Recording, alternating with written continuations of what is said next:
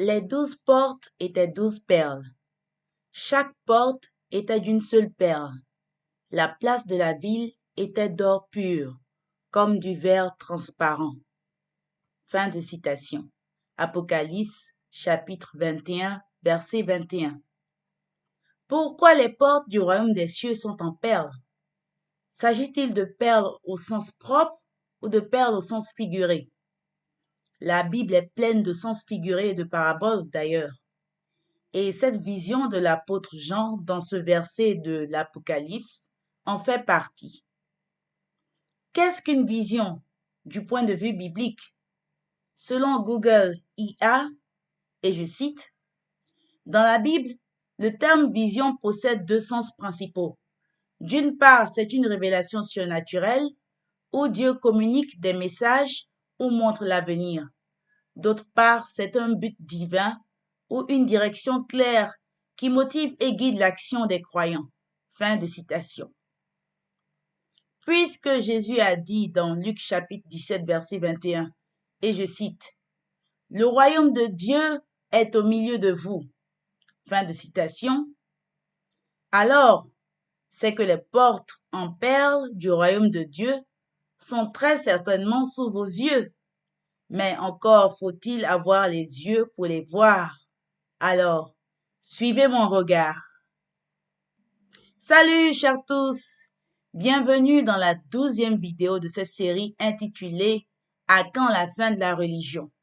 Nous avons débuté avec une première vidéo intitulée « Comme la série elle-même » et tout au long de cette série, il est question de ce qui se passe concrètement comme enseignement et croyance au sein de la Fédération des familles pour la paix mondiale et l'unification.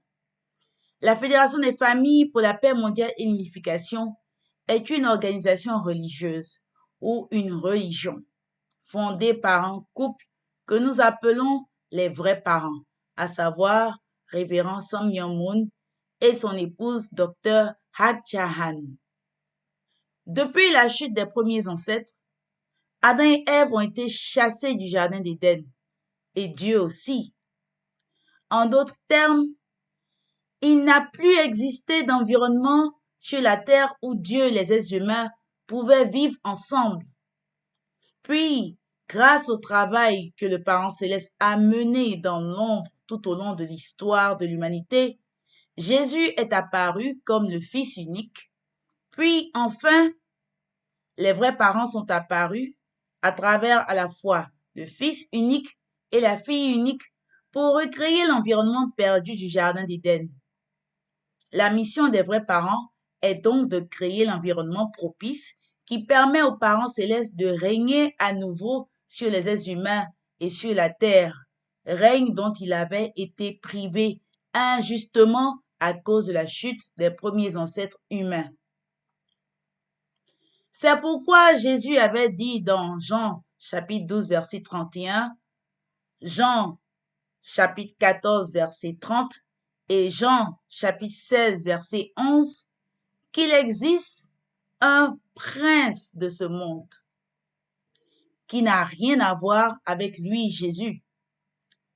Cet environnement propice à la vie avec le Parent céleste, où ce faux prince n'a plus d'influence aucune, c'est cela le royaume du Parent céleste, c'est-à-dire là où Dieu règne. Là où Dieu règne, c'est l'endroit au monde où toutes les religions et domaines de la vie humaine sont libres de se rassembler et où tous peuvent vraiment se sentir comme les membres d'une seule famille, une seule et même famille sous Dieu. C'est la maison du Parent céleste. Suivons à présent l'intégralité de la proclamation de Holy Mother Han lors de la cérémonie d'inauguration du Chonwongung Choni Sanctum le 13 avril 2025. Je cite, « Parents célestes, créateurs et maîtres de l'univers, nous voici enfin parvenus à ce jour, après avoir patiemment enduré et attendu 6000 ans suite à la chute. Parents célestes, nous t'offrons notre profonde gratitude et nos humbles excuses. À présent, tu es véritablement le maître légitime de cette terre. Nos secondes, troisième et quatrième générations de Pure Water, eau pure, nées de nombreuses familles bénies qui existent grâce aux vrais parents, parcourent le monde pour y répandre la vision de ton royaume terrestre. À partir d'aujourd'hui, parents célestes, daigne accueillir et aimer tes enfants de tout ton cœur. Ce monde sera peu à peu mis en ordre sous ton règne, et un monde d'une famille humaine servant le parent céleste avec amour vrai verra assurément le jour. Au nom de Holy Mother Han, je proclame au monde entier que les portes du ciel, les portes du royaume de Dieu de Choniguk sont désormais grandes ouvertes. Que signifient les portes en perles du royaume de Dieu telles que décrites dans l'Apocalypse?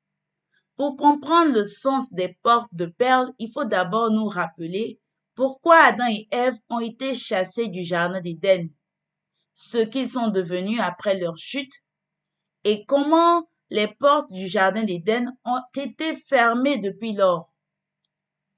Voici comment la Bible décrit cette scène dans Genèse chapitre 3, versets 22 à 24, et je cite.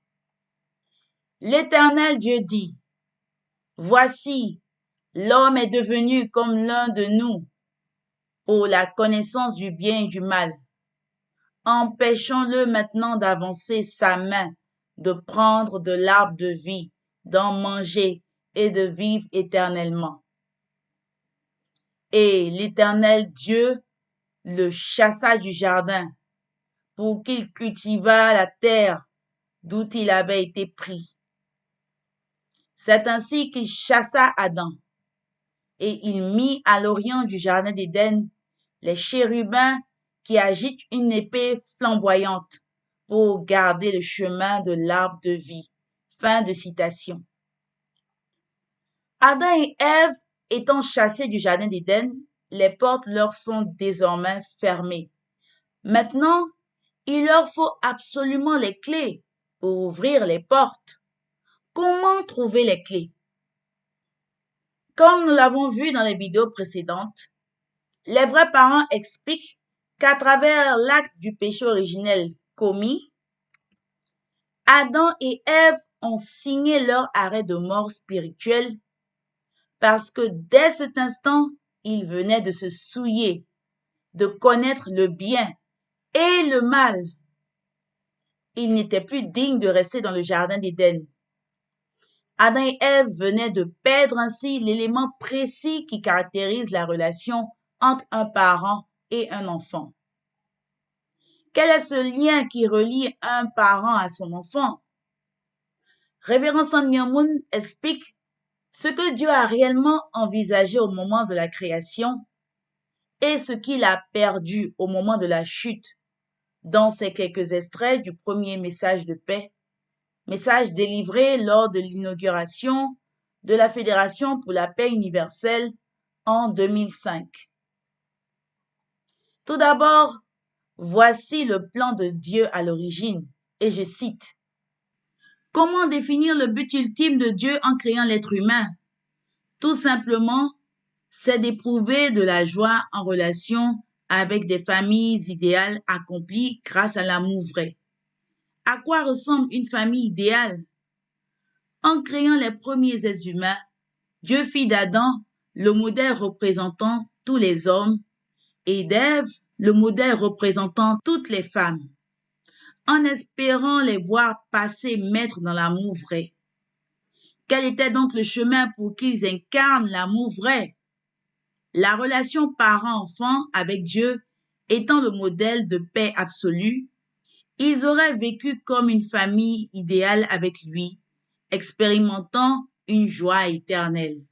Fin de citation.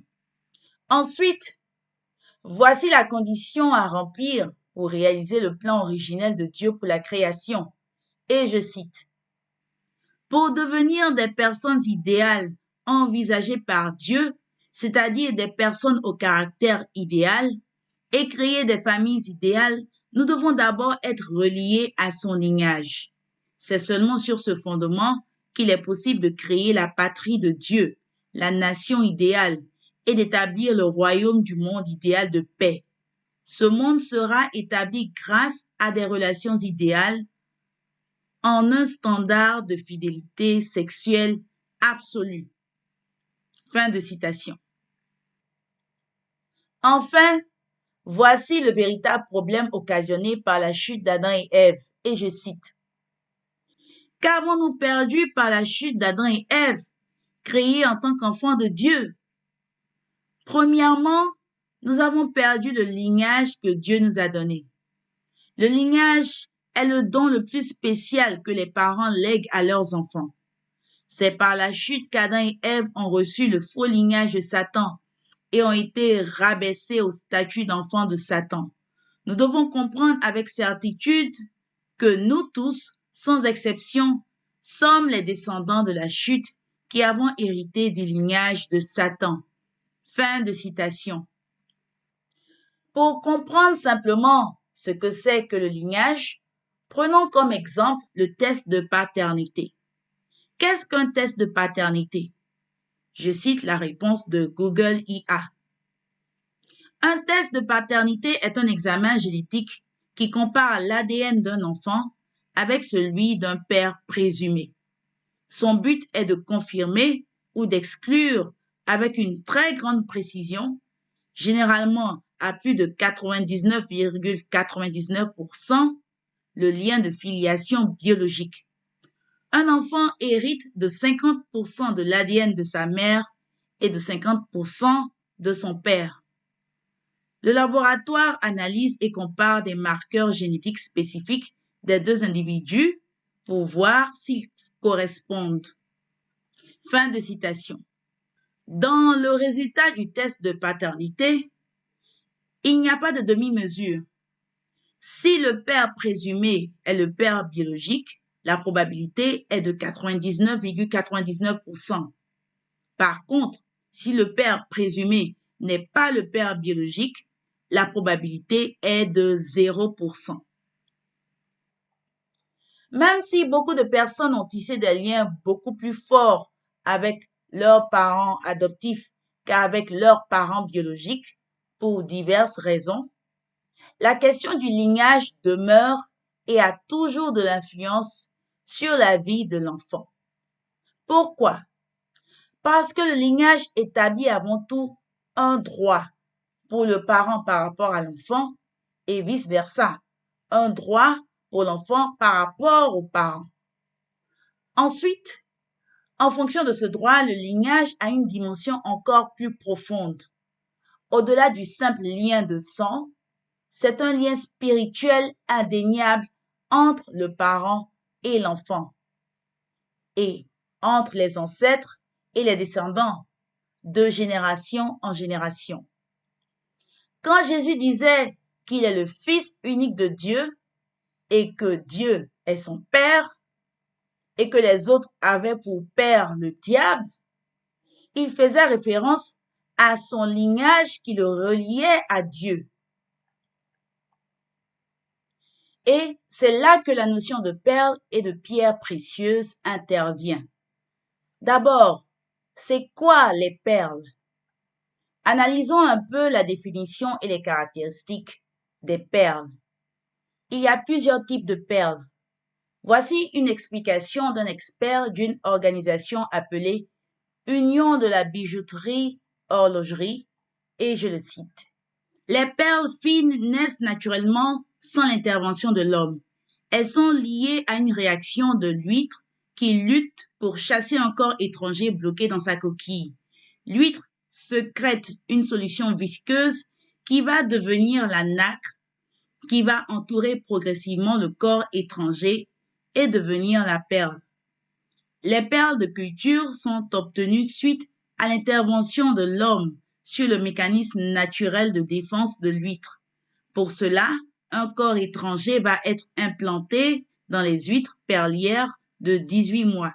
Il faudra ensuite attendre 2 ans pour que l'épaisseur de la nacre soit suffisante. Les perles synthétiques sont issues d'un processus industriel dans lequel on va appliquer différentes couches de nacre synthétique composées de coquillages reconstitués sur un noyau en plastique. Fin de citation. Et de quel type sont les perles mentionnées dans la Bible? Google IA répond ceci, et je cite.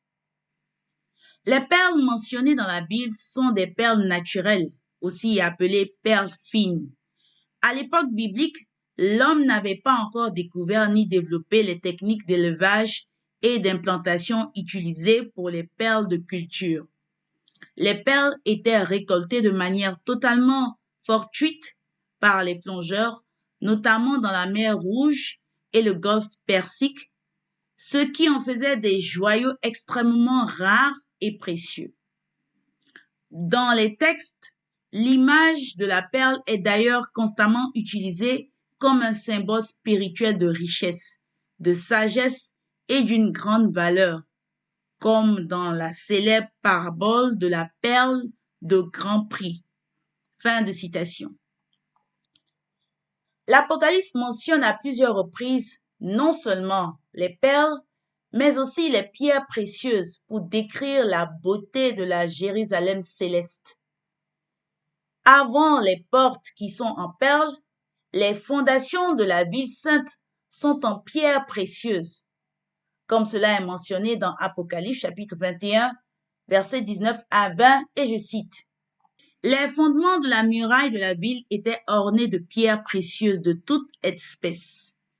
Le premier fondement était de jaspe, le second de saphir, le troisième de chalcédoine, le quatrième d'émeraude, le cinquième de sardonyx, le sixième de sardoine, le septième de chrysolite, le huitième de béryl, le neuvième de topaze, le douzième de chrysoprase, le onzième d'hyacinthe, le douzième d'améthyste. Fin de citation.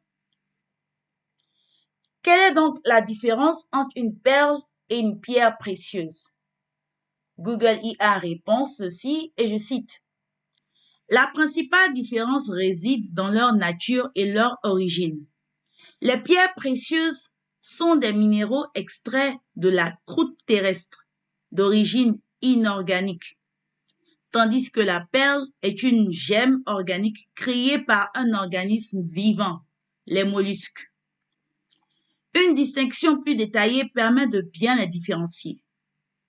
La perle, gemme organique. Elle se forme à l'intérieur d'un mollusque, huître, moule, lorsque celui-ci recouvre un corps étranger de couches successives de nacre, douce, chaude au toucher et irisée. Elle est fragile et sensible aux acides, comme les parfums ou la sueur. La pierre précieuse, minérale. Le terme pierre précieuse désigne un groupe très restreint et officiel composé de seulement 4 pierres. Le diamant, le rubis, le saphir et l'émeraude. Elles sont issues de processus géologiques complexes, possèdent une dureté exceptionnelle face aux rayures et une brillance incomparable. On classe également les autres pierres naturelles utilisées en bijouterie sous l'appellation de pierres fines ou pierres ornementales, comme l'améthyste, l'aigle marine ou le grenat. Fin de citation. Cela dit, après la chute et l'expulsion du jardin d'Éden, vient maintenant la purification pour avoir accès au royaume des cieux. D'où la référence aux produits de la purification que sont les perles et les pierres précieuses. Voici ce que dit Jésus de la perle dans Matthieu 13, versets 45 et 46, et je cite. Le royaume des cieux est encore semblable à un marchand qui cherche de belles perles. Il a trouvé une perle de grand prix et il est allé vendre tout ce qu'il avait et l'a achetée. Fin de citation. Dans les versets 47 à 50, de Matthieu chapitre 13, Jésus a encore mis l'accent sur la notion de pureté à travers d'autres exemples. Et je cite, « Le royaume des cieux est encore semblable à un filet jeté dans la mer et ramassant des poissons de toute espèce. Quand il est rempli, les pêcheurs le tirent et après s'être assis sur le rivage, ils mettent dans des vases ce qui est bon et ils jettent ce qui est mauvais. Il en sera de même à la fin du monde. Les anges viendront séparer les méchants d'avec les justes et ils les jetteront dans la fournaise ardente où il y aura des pleurs et des grincements de dents. » Fin de citation. La référence aux perles et aux pierres précieuses est très frappante parce qu'elle vient directement de la vision de Jean, dans laquelle il a reçu la révélation de Jésus sur son second avènement et sur ce à quoi ressemble le royaume des cieux. Lisons Apocalypse chapitre 22, verset 14, et je cite. « Heureux ceux qui lavent leurs robes, afin d'avoir droit à l'arbre de vie et d'entrer par les portes dans la ville. » Fin de citation. De quelle porte s'agit-il? Il s'agit des mêmes portes de perles de la ville sainte dont il est question dans cette révélation de Jean. Ce verset nous fait aussi penser à Matthieu chapitre 5 verset 8 et je cite. « Heureux ceux qui ont le cœur pur, car ils verront Dieu. » Fin de citation. Ces deux versets font référence à la notion de pureté et de sainteté. Cela rejoint donc ce que Jésus avait dit dans Matthieu chapitre 7 versets 21 à 23 sur ceux qui ne peuvent pas entrer dans le royaume des cieux. Pourquoi? Je cite le verset 23. « Alors je leur dirai ouvertement, je ne vous ai jamais connus. Retirez-vous de moi, vous qui commettez l'iniquité. » Fin de citation. Donc, l'iniquité, synonyme de l'impureté, empêche d'entrer dans le royaume des cieux. En d'autres termes, ce sont ceux qui sont purs qui peuvent entrer dans le royaume des cieux. Cependant, après avoir longtemps prêché le royaume des cieux, Jésus lui-même n'est pas entré dans ce royaume des cieux, dans le monde spirituel. Il est plutôt allé au paradis. Jésus était pur pourtant. Il est l'agneau de Dieu, immaculé, sans péché. C'est pourquoi c'est lui qui était venu ôter le péché du monde. Jésus n'est pas entré dans le royaume des cieux, pas parce qu'il était impur, mais, comme largement abordé dans des vidéos précédentes, c'est parce que Jésus a lui-même confié les clés du royaume des cieux à Pierre sur la terre, jusqu'à son retour pour achever sa mission consistant justement à ouvrir les portes du royaume des cieux sur la terre. Plus tard, quand Jésus a demandé au révérend Sam Myung-Moon de poursuivre sa mission sur la terre, ce matin de Pâques du 17 avril 1935, c'est parce que Jésus, en tant que fils unique de Dieu, savait que c'est sur la terre que les portes du royaume des cieux devaient être ouvertes en premier. Et Sam Myung-Moon se trouvait être la personne qualifiée pour cette mission. Une fois les portes du royaume de Dieu ouvertes sur la terre, elles seraient automatiquement ouvertes dans le monde spirituel pour tous ceux qui font l'expérience de la vie dans le royaume des cieux sur la terre. Encore une fois, celui qui ouvre les portes du royaume des cieux, c'est celui qui ôte le péché du monde. Pour ôter le péché du monde, il faut être soi-même pur, comme Jésus.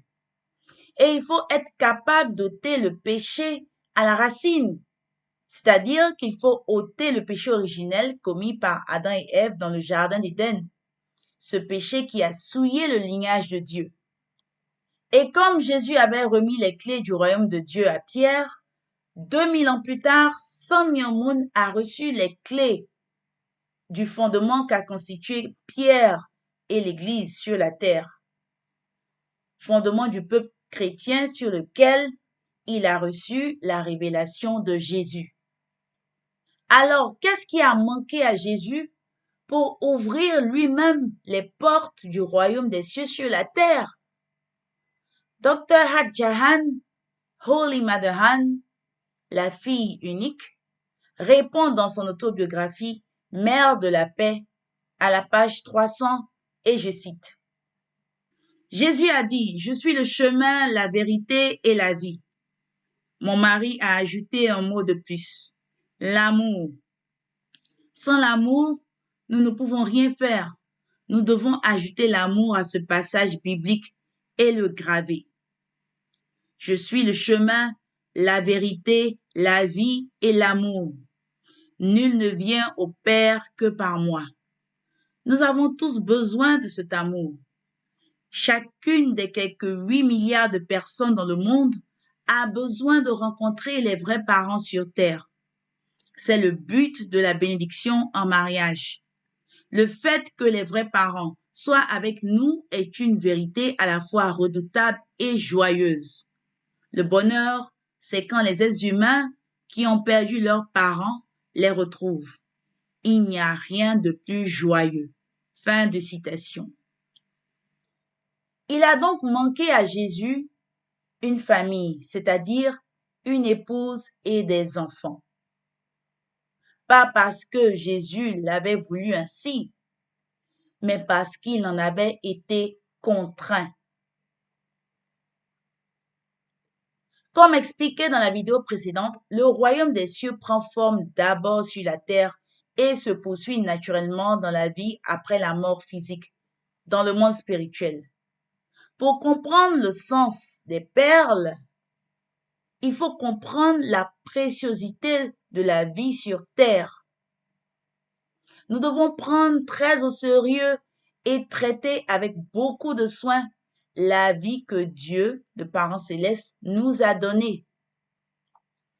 Pour comprendre la valeur et la signification de la bénédiction en mariage donnée par les vrais parents, dont Holy Mother Han a fait mention dans l'extrait de son autobiographie que nous venons de lire, revenons sur notre visite guidée du monde spirituel entamée dans une vidéo précédente.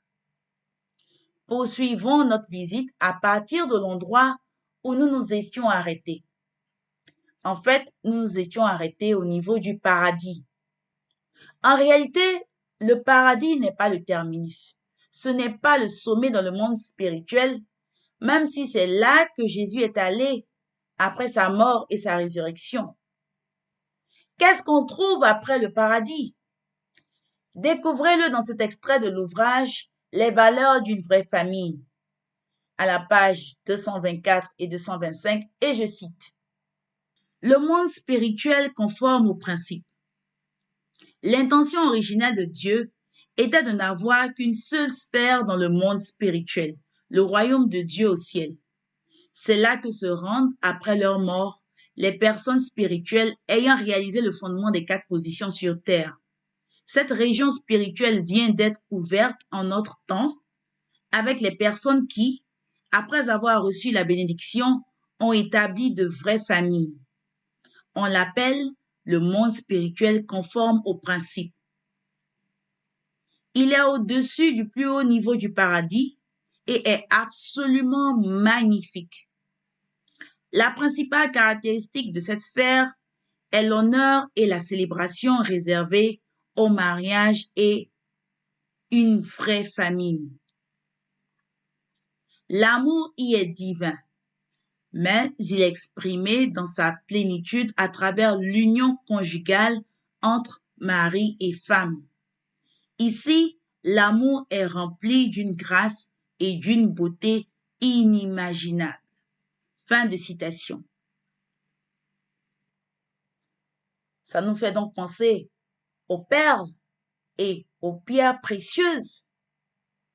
La beauté que Jean avait vue dans la Nouvelle Jérusalem, la ville sainte, était en fait un symbole. Nombreux sont ceux qui ont raconté des expériences de mort imminente ou des visions qui leur ont permis de voir qu'il y a beaucoup plus élevé et beaucoup plus beau dans le monde spirituel, mais qu'il n'y avait pas accès. Et c'est justement ce que Jean a vu dans sa vision des 12 portes de perles du royaume de Dieu, racontées dans Apocalypse chapitre 21. En fin de compte, nos vies doivent devenir comme des perles pour pouvoir ouvrir les portes du ciel, le royaume des cieux. Et le royaume des cieux baigne dans un environnement pur et lumineux, car fondé sur des pierres précieuses. C'est un véritable et magnifique joyau. Pourquoi y a-t-il 12 portes d'entrée dans le royaume des cieux? Ce nombre 12 est très important. C'est pourquoi il symbolise les portes d'entrée de l'endroit le plus important de la vie, à savoir le royaume des cieux. Premièrement, il ne s'agit pas d'une seule porte, mais de plusieurs portes, 12 au total. Cela évoque déjà le fait que l'accès au royaume des cieux est un ticket groupé et non un ticket individuel.